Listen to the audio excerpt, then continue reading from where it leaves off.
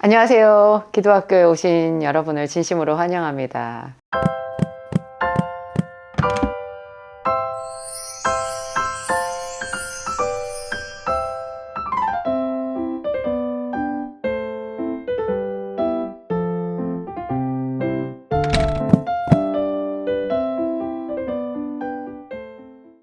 제가 기암송 간증문을 제가 쭉 받았었잖아요. 그 이야기를 아주 길게 여러분들한테 조금씩 나누면 참 좋은 이야기거리가 될 것 같고, 저한테도 많이 영감을 주는 이야기들이 많이 있어서 좋은 것 같아요. 제가 그 중에 어떤 부산에 계신 나이 많이 든 집사님이 보낸 편지가 굉장히 감동적이었는데요. 그분은 정말 열정이 있으시더라고요. 그래서 과거에 30년간 불자로 108배를 매일 하고 자녀들 밥상을 다 차려주고, 그리고 직장에 출근을 할 정도로의 그 열정을 가지고 어떻게 하다가 이제 극적으로 예수님을 만나서 신앙생활을 하게 되셨는데요. 그분이 성경을 7번이나 통독을 하시고, 또 성경을 읽으면서도 그냥 읽지 않고 이게 왜 이런가 이런 의문을 가지면서 신앙생활 하신 게 참 돋보였어요. 그분이 이제 제 채널을 보고는 왜 복음서가 신약 성경의 복음서가 똑같은 이야기를 풀어놨는데 4개씩이나 있는지, 비슷한 이야기들이 반복되잖아요. 그런 게 왜 있는지, 그리고 마태복음의 그 족보는 왜 있는 것인지, 그 구약 성경의 그 하나님에 대해서도 이렇게 좀 생각을 많이 하셨다고, 그래서 자기가 의문으로 갖고 있었던 거 이렇게 많이 이렇게 해답을 얻게 돼서 감사하다고 그런 이야기가 있었거든요. 근데 제가 그분 이야기에서 되게 좀 여러분들에게 나누고 싶었던 얘기가 뭐냐면, 그분이 예전에 불자로 계셨을 때 그런 열심이 있잖아요. 저희 시어머니도 당신의 큰아들을 그 동네 무당에게 양자로 준 게 있었다고 하더라고요. 그래서 저희 큰아주버님이죠. 그분이 어릴 때 그 동네 무당을 어머니라고, 큰어머니라고 부르고, 또 큰어머니한테 가서 절하고 와라 하고 저희 어머니가 그렇게 얘기하고 하셨다 해요. 그런 상태에서 저희가 목회를 시작을 하니까, 비록 이제 예수 믿고 우리는 그런 거 다 끊어졌다 이렇게 생각을 해도요, 마귀는 시퍼렇게 살아있더라고요. 그래서 결코 우리가 그냥 예수 믿는다고 어지간히 열심을 가지고 신앙생활 한다고 그게 공으로 끊어지지는 않는다라는 것을 저희가 체감을 했거든요. 근데 그분은 당신의 아들, 그 소중한 아들을 스님한테 양자로 줬다는 이야기가 적혀 있더라고요. 그래서 제가 섬뜩했는데, 아니나 다를까 그 아드님이 지금 나이가 많이 됐는데도 결혼도 안 하고 있고, 뭐 또 여러 가지로 본인도 그렇고 어머니 입장에서 봐도 그렇고, 이제 아들의 인생에 좀 특별한 그 하나님의 은혜가 필요하다. 안 그러면은 이거는 지금 축복받은 인생이라고 할 수는 없다. 그런 문제가 있는 것 같았어요. 그래서 제가 일부러 그분한테 전화도 한번 드리고 이렇게 좀 말씀을 드렸었는데, 여러분 그런 생각 해보셨어요? 성경에 보면, 신약 성경 특히 보면은 믿음으로 우리가 구원을 받는다 해서 우리가 하나님의 자녀가 되었다 하잖아요. 그리고 하나님의 성령께서 믿는다고 고백하는 순간 우리 안에 왔다고 얘기를 하는데, 그런데 왜 우리의 실질적인 그 삶의 환경은 변함이 없을까요? 그냥 똑같아요. 믿지 않는 사람하고 똑같고, 그리고 여전히 물질적으로도 예수를 믿고 나서 뭐 시간이 5년, 10년 지나도 딱히 크게 달라지는 것 없고, 그렇다고 우리가 뭐 영적으로 부자냐. 뭐 사도행전에 보면은 그 사람들, 평신도인 집사들까지도 얼마나 능력이 대단해요. 빌립 집사나 그 7 집사나 또 뭐 안디옥 교회에 선지자와 교사가 있었대는데, 그 사람들의 어떤 영적인 레벨을 우리가 추측을 해보면 지금 우리들하고는 비교도 안 되잖아요. 그러면 이 괴리를 우리가 뭐라고 설명할 수 있느냐. 사람들은 자기가 영적으로는 부자다 이런 게 많이 생각하는데, 제가 남편이랑 같이 교회를 개척해가지고 정말 내 삶을 하나님께 드리고 그러면서 열정적으로 쉬는 날도 없이 그렇게 제 일도 하면서 어떤 목사님 사모님 풀타임으로 사역하시는 분 못지않게 제가 열심히 일했다고 생각하는데 별로 교회가 부흥이 안 되는 거예요.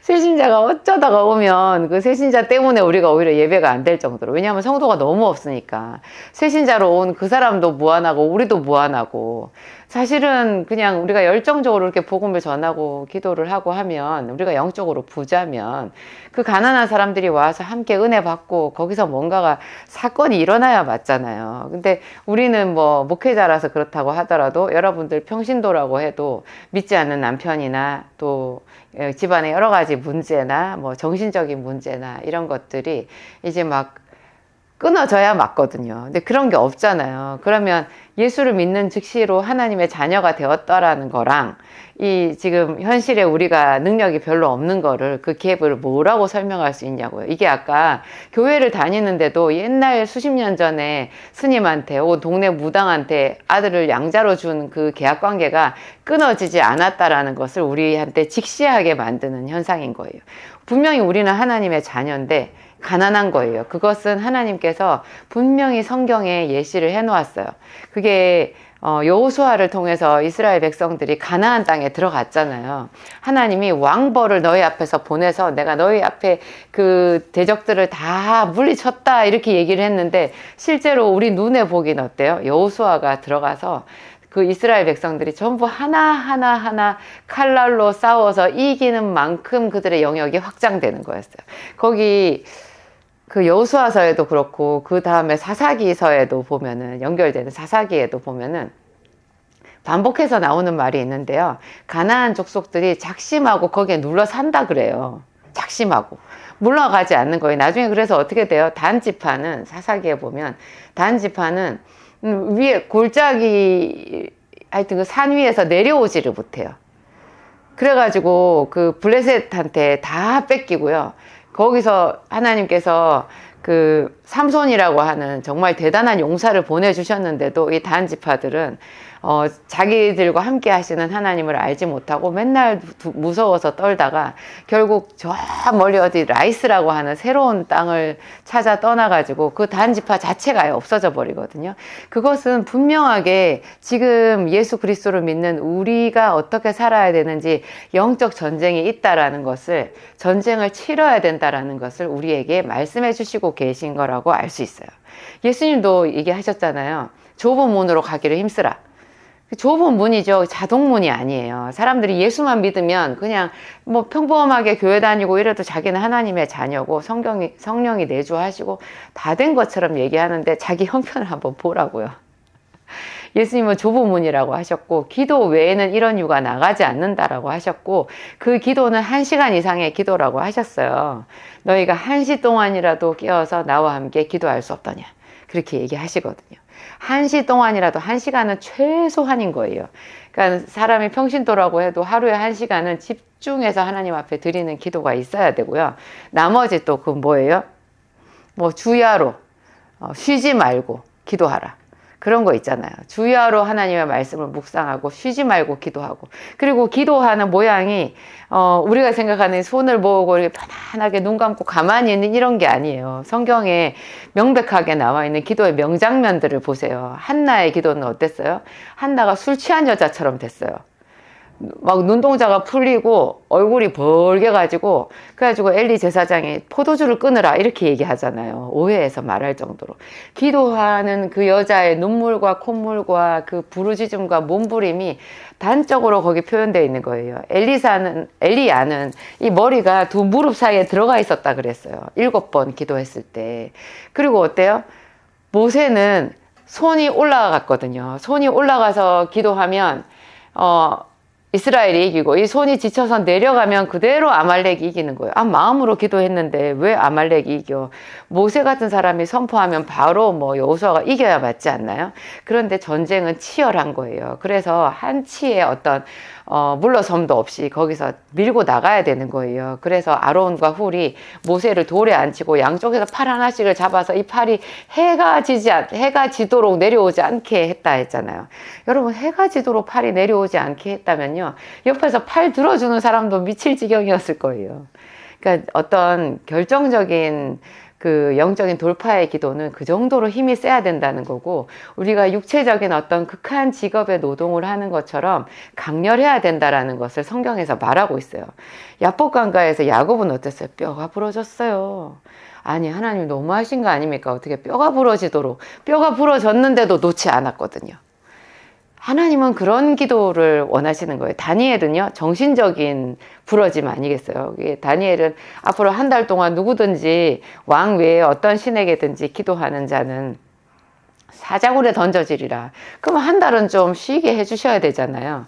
그런데 다니엘이 목숨을 걸고, 그렇지만 꼭 마치 죽기로 작정한 사람처럼 전에 하던 대로,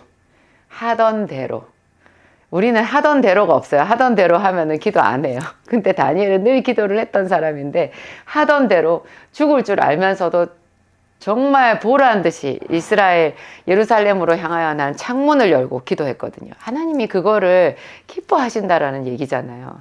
그 승려에게, 스님에게 아들을 바쳤다. 그걸 어떻게 해결해요, 여러분? 이 영적인 대적? 입술로 선포해야 되는 거예요. 방언으로 강력하게 마귀를 대적하고요. 그때 그 내가 하나님 앞에서 범죄한 거라는 거를 진심으로 하나님 앞에 날마다 회개하셔야 돼요. 제 생각에는 한 100일이나 1년 정도를 작정을 하고요, 이 아들을 위해서 기도해야 된다고 봐요. 그래서 매일 하나님 앞에 똑같은 회개 기도를 하세요. 하나님, 제가 그때 몰라서 그랬습니다. 정말 저의 죄를 회개합니다. 저의 죄를 씻어주시고 우리 아들의 묶임을 풀어주시옵소서. 그리고 또 선포 기도를 해야 되는 거예요. 이 악한 영들을 내가 예수의 이름으로 끊어버리고 짓밟아 버리노라. 예수의 이름으로 내 아들을 결박한 이 더러운 거짓말하는 영들은 다 떠나갈지어다. 이 아들의 앞길을 가로막는 더러운 영들은 다 떠나갈지어다. 이런 말로 하는 기도도 하고 방언으로 대적 기도도 하셔야 돼요. 그분 방언 받으셨다고 들었는데, 방언으로도 계속 아들을 위해서 매일 1시간 기도를 하면 30분은 아들을 위해서 기도하셔야 돼요. 그걸 계속 하셔야 돼요. 정말 허리가 끊어지게. 그러면 어떤 일이 있느냐? 여러분, 그 실로암 이야기 요한복음 9장에 보면 그 날 때부터 소경된 사람 이야기가 나오잖아요. 그 사람이 소경이 된 게 누구의 죄냐 이렇게 물었을 때 예수님이 그의 죄다, 그의 부모의 죄다 말씀하지 않으시거든요. 그의 죄가 아니라 그래요. 그 부모의 죄도 아니라. 왜 아니겠어요? 맞지. 예수님이 아니라고 하신 이유는요, 그 죄를 말해봐야 뭘 하겠느냐 그 뜻이에요. 그리고 내가 그 죄를 탓하지 않는다. 하나님은 과거를 묻지 않으시는 거예요. 그러면서 하시는 말씀이 그에게서 하나님이 하시는 일을 나타내고자 함이라 그랬거든요.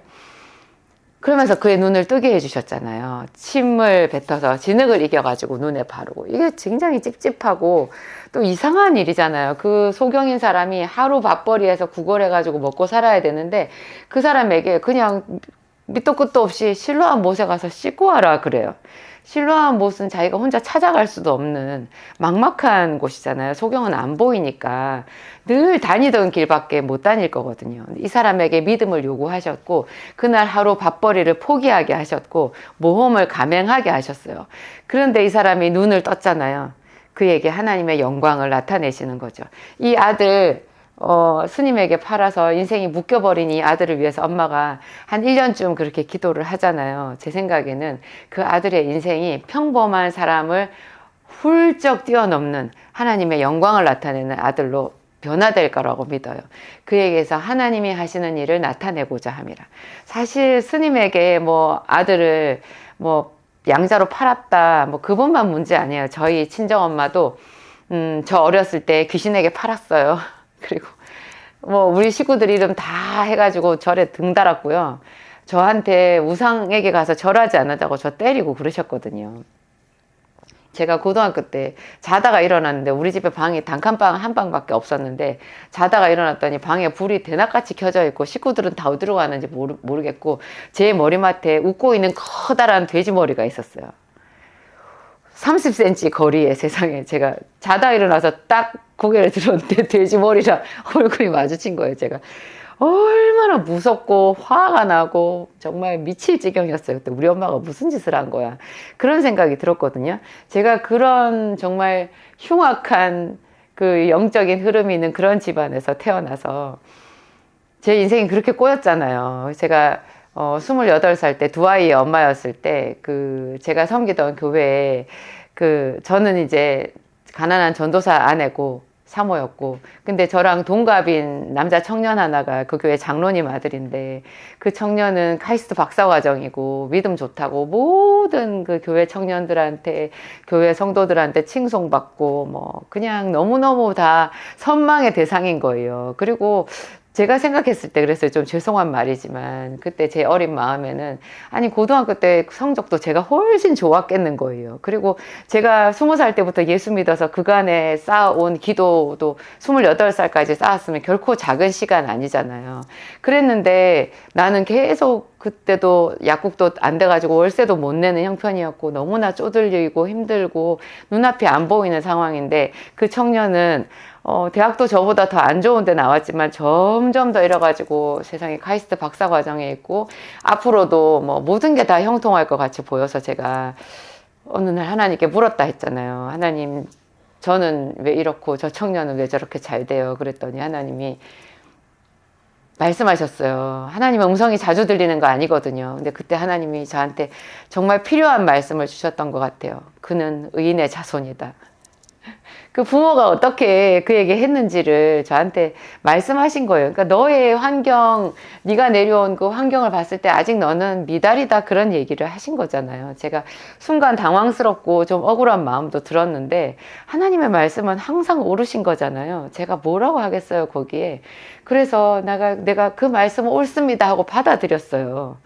그러면서 제가 요구한 게 있었어요. 그러면 하나님, 저는 형통하지 못한지라도 앞으로 열심히 살 테니까 제가 이 집에 개척해가지고 영적인 토양을 열심히 개척할 테니까 나의 자녀들은 그러면 의인의 자손이 되게 해달라고 그랬는데요. 그래서 저는 제 일생에 어떤 뭔가가 풀릴 거라는 거를 그때 좀 접어놨던 것 같아요. 그랬는데 제 나이 50 되기 전에 하나님께서 저의 삶을 들어서 쓰시고, 저에게 상상하지도 못하는 엄청난 그 광활한 문을 열어주시고, 여러분들도 이렇게, 유튜브를 통해서 만나고, 제가 많은 저를 사랑해주시는 팬들도 만나고, 물질적인 모든 문도 열리고, 제 자녀들도 그렇게, 여러분, 진약사 딸 이야기 제 유튜브에 혹시 보셨어요? 순복음 안디옥 교회 보면은 진약사 딸 1, 딸 2 얘기가 나오거든요. 제가 그렇게 키웠다라는 게 아니라 하나님께서 저도 모르게 제 아이들을 당신의 말씀으로 교훈해 주셨다라는 생각이 듭니다.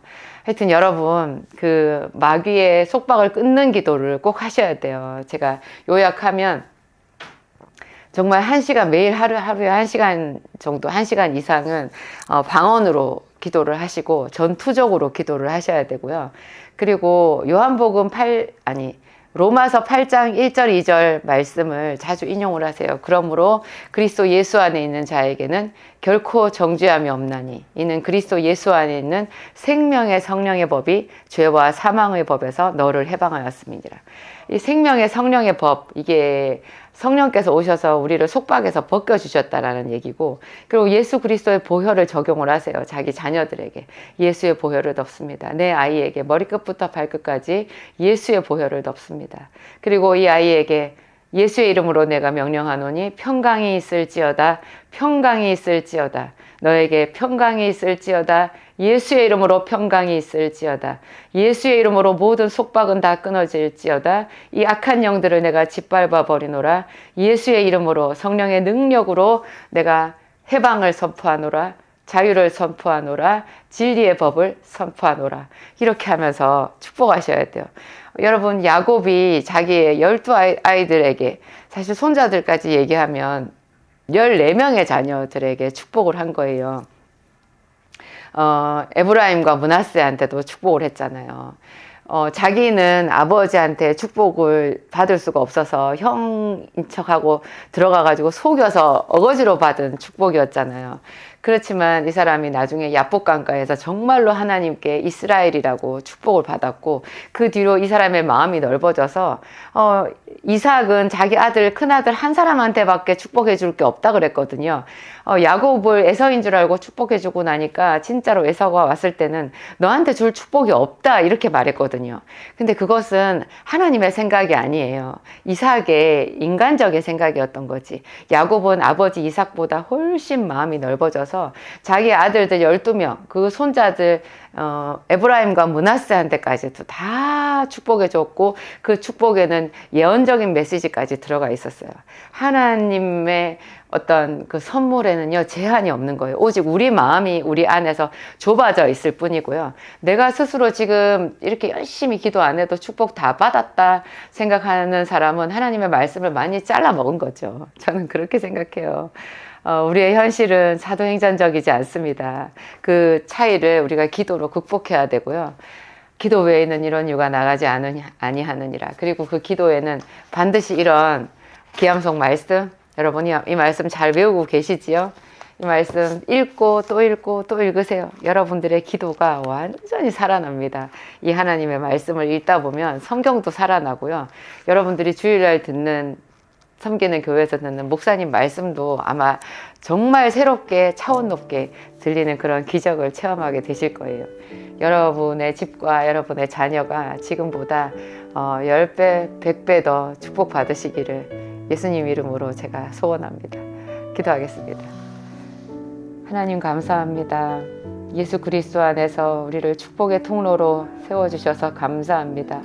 하나님께서 우리에게 좁은 문으로 가기를 힘쓰라 하셨고, 기도 외에는 이런 유가 나가지 아니하느니라 말씀하셨고, 여호수아가 어떻게 그 평생에 그의 칼날로 가나안 족속을 쫓아내고 이스라엘 지경을 확장해 나아갔는지 하나님 그 땀과 투지의 일생을 우리에게 보여주고 계십니다. 우리는 너무나 안일하게 하나님 자동문처럼 하나님께서 거저주시는 걸로 그렇게 타협하고 살았을 때가 많이 있었습니다. 하나님, 우리 아버지 사도 바울도 다름질한다고 하였습니다. 하나님 끊임없이 다름질한다고 하였습니다. 예수 그리스도 안에 있는 표대를 향하여 다름질했던 믿음의 사람들 우리가 생각하면서 성령의 능력으로 기도하고 하나님 우리의 영역을 확장해 나아가기를 소망합니다. 당신의 기도학교 자녀들 모든 사람들에게 이와 같이 뜨거운 마음을 주시고 꿈꾸는 심령을 주시옵소서. 과거를 묻지 아니하시는 하나님, 그에게서 하나님이 하시는 일을 나타내고자 함이라. 그들로 의의 나무 곧 여호와께서 심으신 바 그 영광을 나타낼 자라 일컬음을 받게 하려 하심이라. 우리를 단지 평범한 수준으로만 회복시켜 주시는 것이 아니라 하나님의 축복의 통로로 하나님의 영광의 빛으로 높여주실 하나님을 찬양합니다. 감사하며 주 예수님 이름으로 기도합니다. 아멘.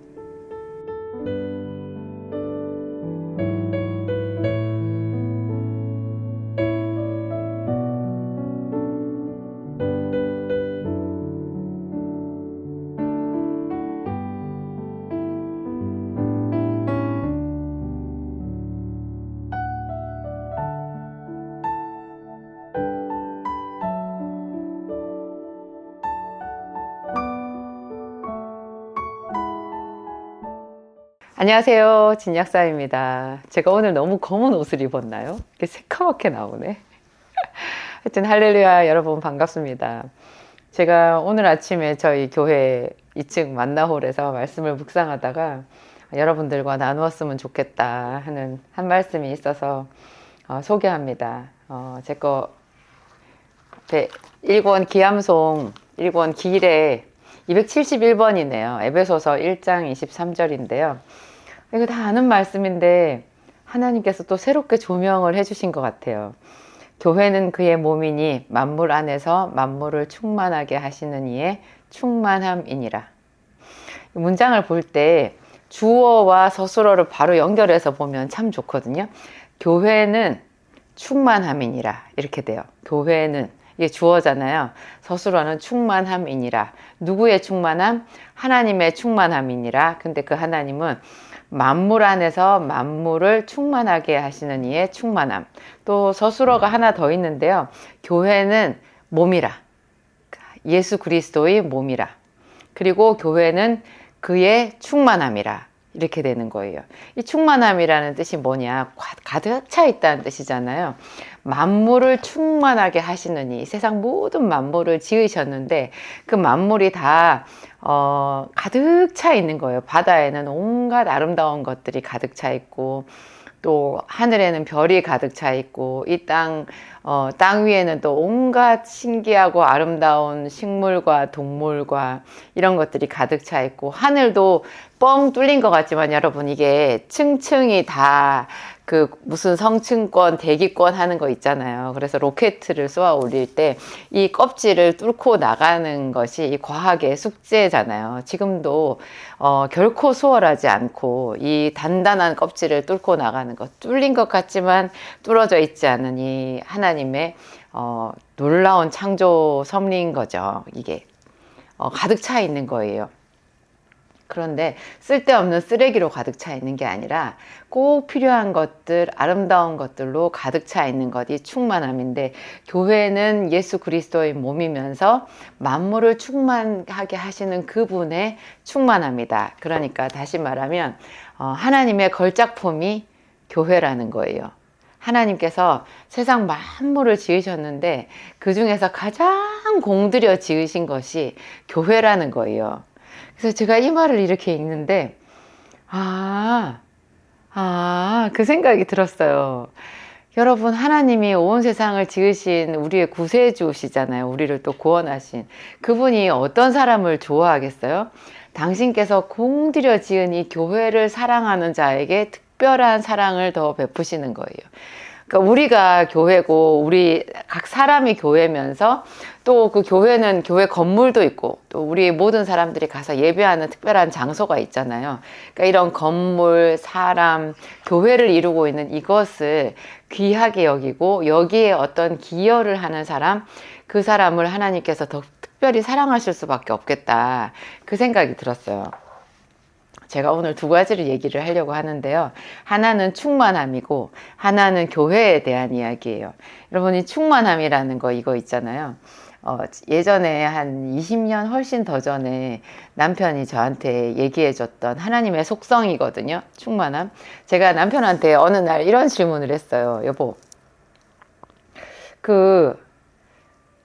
엘리야가 그 사렙다 과부의 집에 가서 그러니까 내 말대로 하면, 네가 내 말대로 하면 그 통의 가루가 다 끝나지 않을 것이고 기름이 다 끝나지 않을 것이다. 그래서 실제로 그 한 움큼밖에 없는 가루와 그 조금 있는 기름을 가지고 떡을 만들어서 자기와 자기 아들이 먹은 게 아니라 이 엘리야 선지자한테 먼저 대접을 했잖아요. 그랬더니 정말 그 엘리야 선지자의 말대로 그 통의 가루와 병의 기름이 다 하지 않았다. 이런 구절이 나오잖아요. 성경의 열왕기에. 근데 제가 거기를 읽으면서 그냥 기름이 조금 있고 통의 가루가 항상 그 조금 있는 그만큼씩 채워졌을 것이다. 저는 그렇게 생각을 했다고 그랬거든요. 그랬더니 남편이 아니라는 거예요.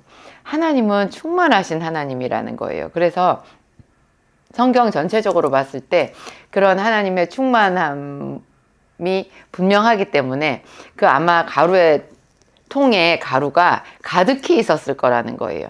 그래서 그와 그 엘리야와 그 주변 사람들까지도 그걸 나눠 먹을 수 있을 정도로 그게 충만했을 거라는 거예요. 그러고 보니까 그 충만이 쫙 연결이 되는데요. 예수님께서 그 5,000명을 먹이실 때 보리떡 5개와 물고기 2마리로 그 5,000명을 배불리 먹이셨다 이렇게 해야 맞는데 우리 생각에 그렇게만 해도 사실 충만함이잖아요. 그런데 12강조리가 남게 하셨어요. 넘치게 하시는 분이에요. 하나님은 구하는 자에게 거절하지 아니하시고 꾸짖지 아니하시고 거절하지 아니하시는 분, 그리고 누르고 흔들어 넘치도록 너희에게 주시리라 하신 말씀이잖아요. 주라 그리하면 너희에게 주리니 곧 후히 되어 누르고 흔들어 넘치도록 너희에게 안겨주리라. 너희가 헤아리는 그 헤아림으로 너희도 헤아림을 받을 것이니라. 하나님이 헤아려 주면요, 흔들어서 누르고 흔들어서 넘치도록 주신다는 거예요. 그리고 11조에 대한 이야기를 하실 때도 내가 너희에게 하늘 문을 열고 복을 쌓을 것이 없도록 붙지 아니하나 보라 이러시거든요. 그냥 내가 너희에게 풍성하게 채워주리라 이 정도가 아니에요. 하나님은 과장하지 않으시거든요.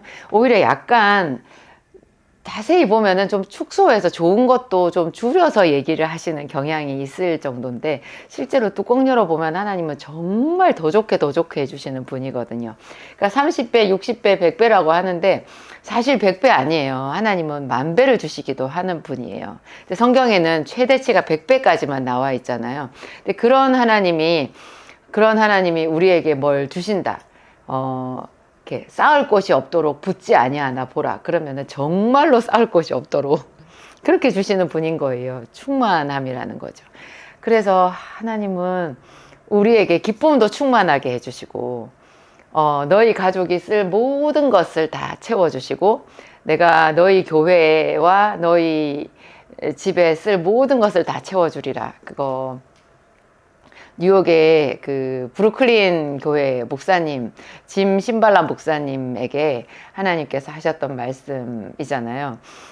네가 만약 나의 성도들, 너의 성도들을 이렇게 기도하게 하고 내 이름을 부르게 한다면, 간단해요. 하나님이 요구하시는 것은 그 성도들을 기도하게 하고 하나님의 이름을 부르게 하라는 거예요. 그렇게 하면 내가 너의 모든 쓸 것을 채우리라. 그리고 너희 교회는 내가 보내주는 성도들로 감당할 수 없을 정도가 되리라. 이렇게 얘기를 하셨거든요. 여기서도 충만함인 거예요. 하나님은 충만함. 어떠세요, 여러분? 하나님이 우리를 예수 그리스도를 통해서 하나님의 자녀로 인쳐주셨는데 여러분들이 지금 충만함의 은혜를 체험하고 계신가요? 기쁨이 충만하고 내게 있는 기쁨이 막 다른 사람들한테 흘러 넘쳐가나요? 그런 게 아니라면, 또 물질도 내게 있는 물질이 막 다른 사람들한테 구워주고 나누어 줄 정도로 있나요? 그렇지 않다면 아직까지 여러분들이 하나님께서 자녀의 분복으로 허락하신 것들을 받아서 누리지를 못하고 계신 거예요. 더 기도하셔야 되고 더 뭔가를 하나님께 길을 물어봐야 되는 그런 입장에 있다는 거예요. 우리는 그것을 받아 누리고 축복의 통로가 되어야 돼요. 그 다음에 이제 교회에 대한 이야기라고 했는데요. 하나님이 이 세상에 하나님께서 만드신 공동체가 2개가 있거든요. 이건 굉장히 저한테 신선한 얘기였어요. 저희 목사님 설교에서 나왔는데 2개의 공동체. 첫째가 가정이잖아요. 맨 처음에 아담과 하와 2사람을 부부가 되게 하셔서 한 가정을 이루게 하셨어요. 그 다음에 쭉 보면 뭐 노아의 가정이 있고 아브라함의 가정이 있고 이삭의 가정, 야곱의 가정, 쭉 그 집안이 나오는데 이 집안이 또 가만히 보면 교회예요. 그래서 하나님께서 세우신 2개의 공동체, 첫 번째 가정, 2번째가 교회인 거예요. 그래서 하나님께서 보시기에는, 하나님이 만드신 세상 질서에는 사람이 이 2개의 공동체에서 행복해야 돼요. 이 2개의 공동체에 건강하게 소속이 돼 있어야 행복해요. 가정이 있어야 되고, 그래서 어른이 되면 결혼을 해야 되고, 그리고 자녀가 있어야 되고, 그쵸? 자녀도 되도록 여러 명을 낳는 것이 하나님의 섭리에 맞는 거더라고요. 그리고 교회에 소속이 되어 있어야 돼요. 그리고 교회가 가정 같고 가정이 교회 같으면 그게 또 가장 건강한 거예요. 가정에도 하나님의 말씀이 있고 위계 질서가 있고 예배가 있고 사랑이 있고 하나님의 임재가 있어야 되고, 교회도 있잖아요. 가정 같아야 돼요. 그 안에도 어머니의 사랑, 아버지의 사랑, 형제의 사랑, 그리스도의 사랑이 그 안에 가정처럼 충만해야 되고요. 아무리 큰 교회라고 해도 소그룹이 있어서 그 안에서 소속감을 느낄 수 있어야 가장 건강한 교회라는 생각이 드는 거예요. 그런데 그래서 하나님께서 이 세상에 복을 주시는데요. 자기 가정을 잘 세우는 사람에게 복을 주시는 거예요.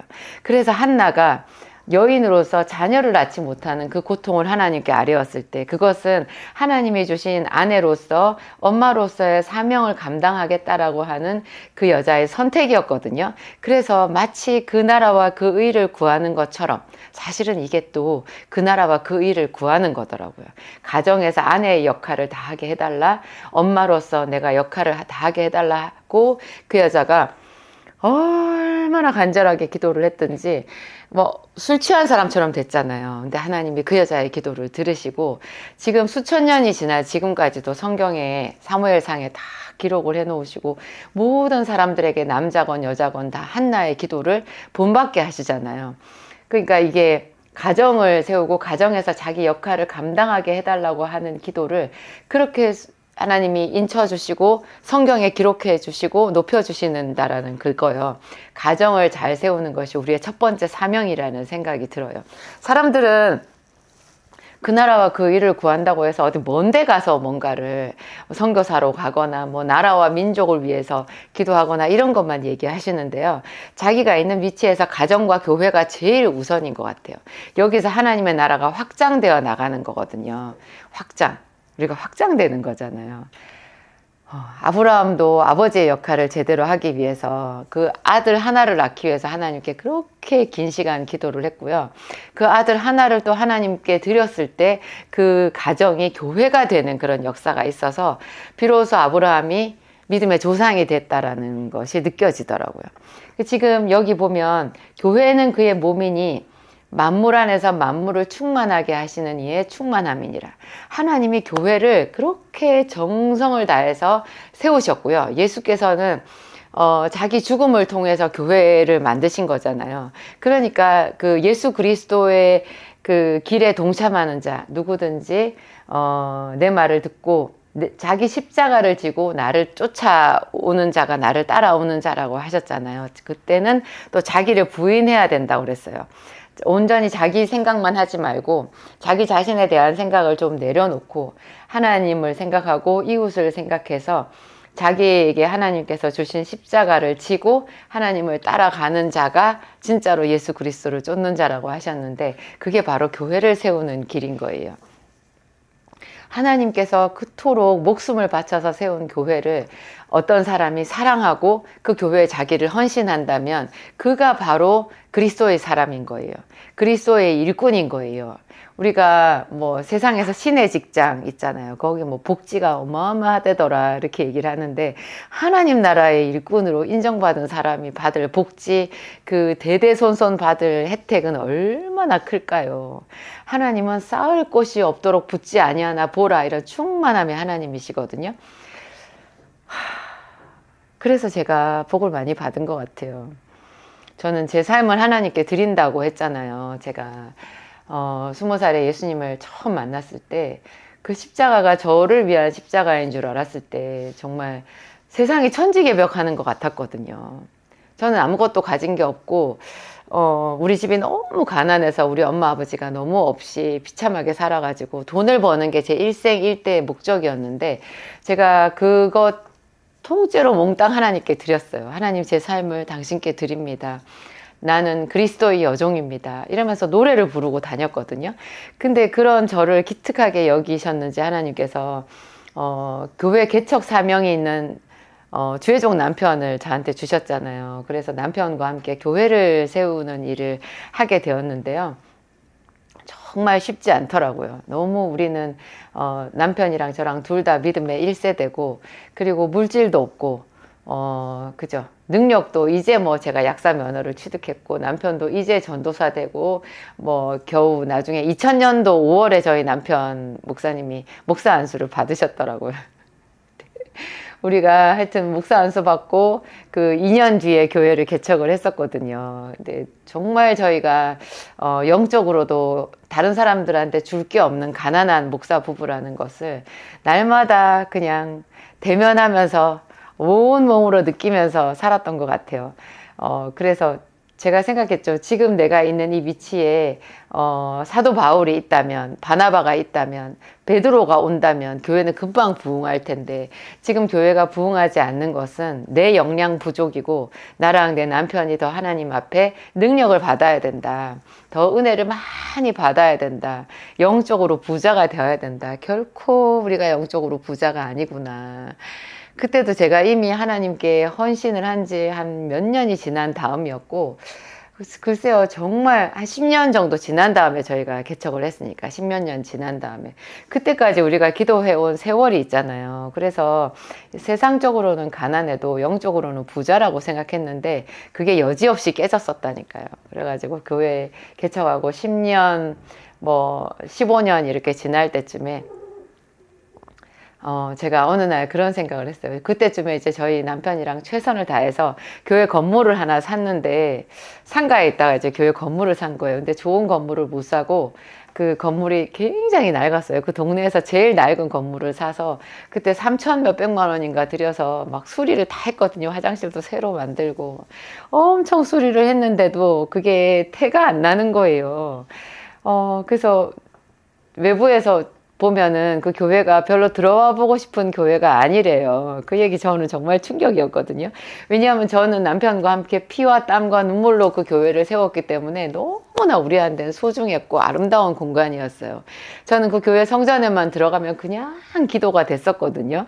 매일같이 하루에 2번씩 아침 저녁으로 교회 가서 기도했고, 제가 약국에서 풀타임으로 일을 하면서도 그 교회에 대한 열정은 제가 아무도 못 말리는 정도였어요. 그렇게 제가 교회를 사랑했는데, 그 무렵쯤에 저한테, 굉장히 큰 간절한 제 마음의 소원이 하나 있었거든요.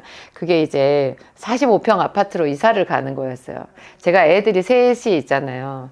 근데 아들 하나, 딸 둘이 있는데, 35평 아파트에는 처음에 저희가 7식구가 살았는데, 저희 엄마랑 여동생이 나가면서 이제 5식구가 됐거든요.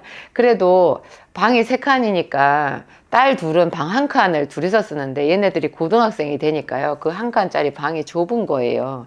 그래서 베란다 확장도 하고 막 이렇게 했는데, 둘 다 고등학생이라 예민해가지고 거기서 막 다투고 이러는 걸 보면서 제가 많이 속상했어요.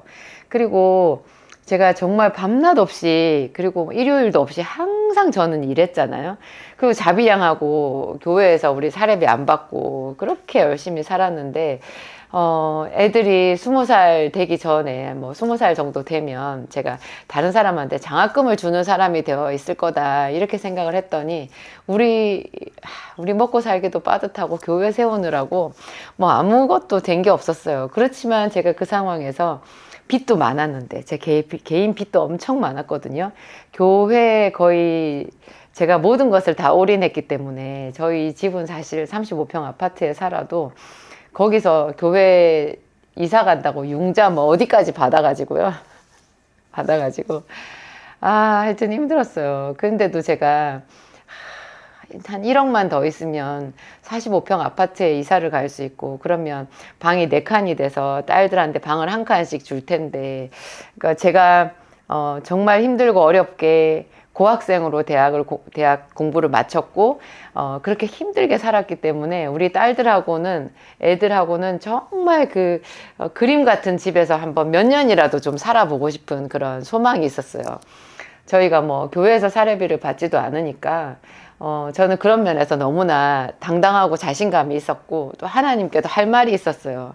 하나님, 제가 이렇게 열심히 일하잖아요. 이렇게 열심히 기도하잖아요. 우리한테 그 아파트 하나 주시면 제가 너무 좋겠어요. 그랬거든요. 돈도 없으면서 45평 아파트를 가끔 보러 다녔어요. 누가 내놨다고 하면 보러 갔었는데, 그 아파트를 보고 정말 좋겠다, 좋겠다 이런 생각을 하면서 돌아 나와서는 제 어깨가 축 처지는 거예요. 그러면서 제가 하나님께 드린 말씀이 있어요. 저 혼잣말처럼 한 말이었는데, 내가 1억이라는 돈을 여기서 더 쥐어짜서 영혼까지, 요새 말로 연끌해가지고 45평 아파트로 간들 내가 뭐가 행복할까? 교회가 물이 새고, 남편이 그 허름한 교회에, 목사님 사무실에서 앉아가지고 전도를 해도 전도가 되지 않고 새신자가 와도 금방 빠져버리는 그 초라한 교회에 앉아 있는데 내가 내 집 45평 아파트 가서 무슨 영화를 볼까 행복할까? 교회가 먼저지 그 생각을 했어요. 그래 교회를 먼저 좋은 데로 좀 조금이라도 리모델링 한 1억 들여서 리모델링을 하든지 그렇게 해가지고 교회를 좋게 한 다음에 집은 나중에 생각해야지. 그건 아닌 것 같아. 제가 그랬거든요. 제 힘으로는 도저히 더 이상 할 수 없는 그런 상황에서도 그러면 그것까지 쥐어짜서 영끌에서 45평 아파트를 사는 게 더 맞을 텐데 제가 그렇게 하지 않았어요. 제가 남편한테 어느 날 그랬거든요. 여보, 내가 어떻게든지 한 1억 정도 마련해 볼 테니까 그걸로 우리 교회 건물을 멋지게 한번 외관이라도 리모델링을 해보자. 남편이 싫어하는 거예요. 근데 제가 여보 그렇게 해서 내 가정이라도 오면 어때? 내 가정이라도 오면 한 7명은 될 거 아니야. 그 사람들이 우리 교회 와서 정착하고 우리랑 같이 기도한다면 좋지 않을까? 그랬더니 남편이 눈동자가 달라지더라고요. 그래가지고 그때부터 이제 본격적으로 저희 교회 리모델링 알아보고 뭐 새로 헐고 건축하는 것도 알아보고 하다가 정 엉뚱한 곳에 새로운 동네 이미 지어져 있는 교회로 이사를 가게 되었거든요. 그 교회가 제가 꿈에 그리던 교회였어요. 제가 그랬거든요. 하나님께 하나님 지나가던 사람들이 어머 저 교회 예쁘다. 왜냐하면 우리는 큰 돈이 없으니까 멋진 교회는 지을 수가 없고 예쁜 교회를 지으면 좋겠다는 생각이 들었어요.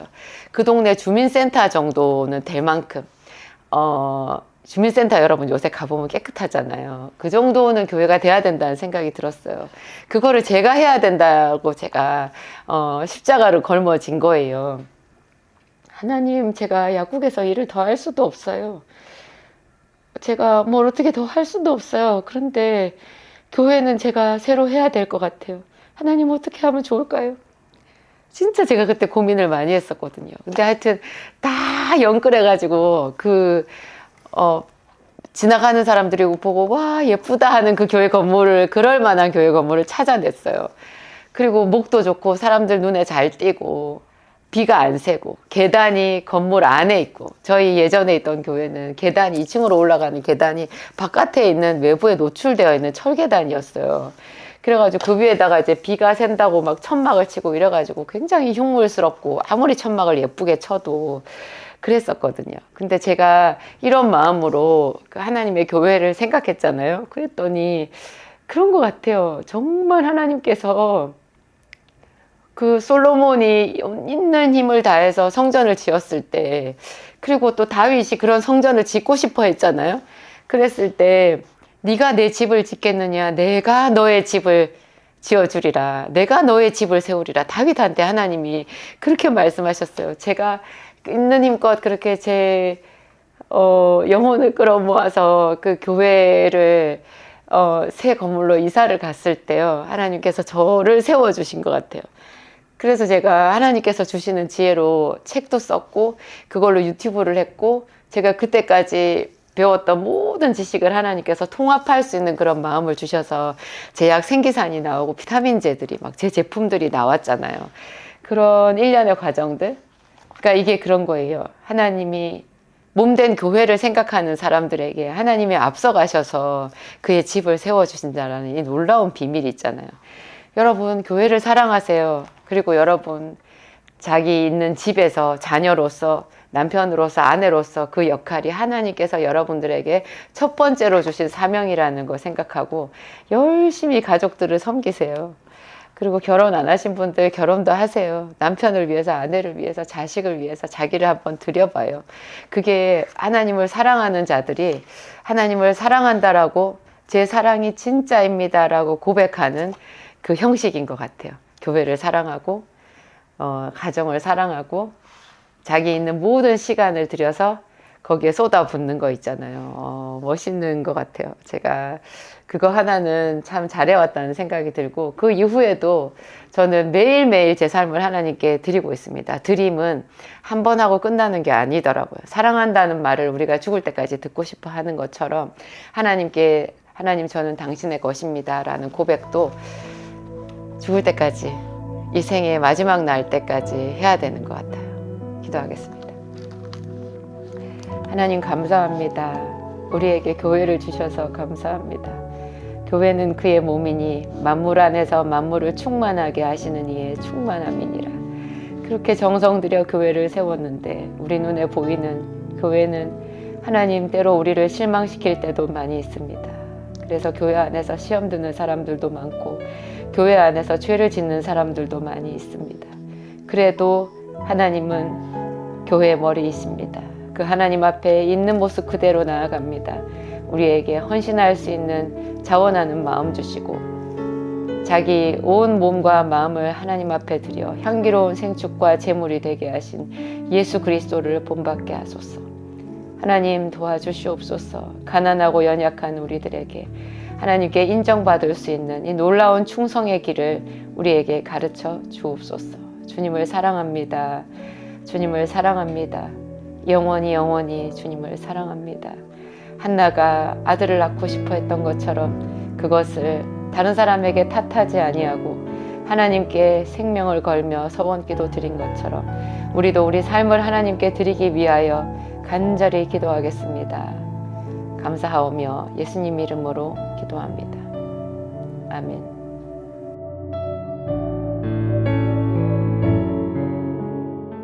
여러분, 저희 순복음 안디옥 교회로 많이 와서 같이 기도해요. 얼마나 좋은지 몰라요. 요즘에도 오시는 분들이 많이 있는데 더 많은 분들이 오셨으면 좋겠어요. 여러분 혼자 기도하시지 말고 저희 순복음 안디옥 교회 또 주일 오후에는 제 기도 학교가 있잖아요. 현장 기도 학교. 거기서 제가 말씀을 한 40-50분 전하고 다 같이 거기서 통성으로 기도하는데 그거 체험도 여러분들에게 기도 실습이 되거든요. 그리고 저희 교회 금요 성령 집회 금요일 날 저녁 8시부터 시작하는 금요 성령 집회도 굉장히 좋아요. 저희 남편 목사님 이 시대 최고의 기도 인도자 그러면서 또 영적 전쟁에 대한 말씀도 증가하시는데 다 같이 그렇게 뜨겁게 기도를 사모하는 사람들이 기도하는 교회 요즘에 흔치 않거든요. 그곳에서 여러분 하나님의 음성을 들으시고 또 새 방언도 받으시고 옆에 사람들이랑 같이 그 뜨거운 그 기도의 열정의 도가니 안에서 새로운 체험들을 많이 해보셨으면 좋겠어요. 한 번이라도 두 번이라도 그냥 오세요. 아무 생각하지 말고 오세요. 저희 교회 등록 안 하셔도 되고 헌금도 안 해도 되고 그냥 와서 체험하시는 거예요. 그래서 여러분들이 뜨거워지면 혼자서 기도도 또 다르거든요. 하여튼 제가 항상 열린 마음으로 여러분들 기다리고 있고요. 저희 성도들도 여러분들 덕분에 우리 성도들까지도 더 좋아지는 것 같아요. 함께 기도하는 그 기쁨, 놀라운 기쁨, 성령의 생수 다 같이 누렸으면 좋겠습니다.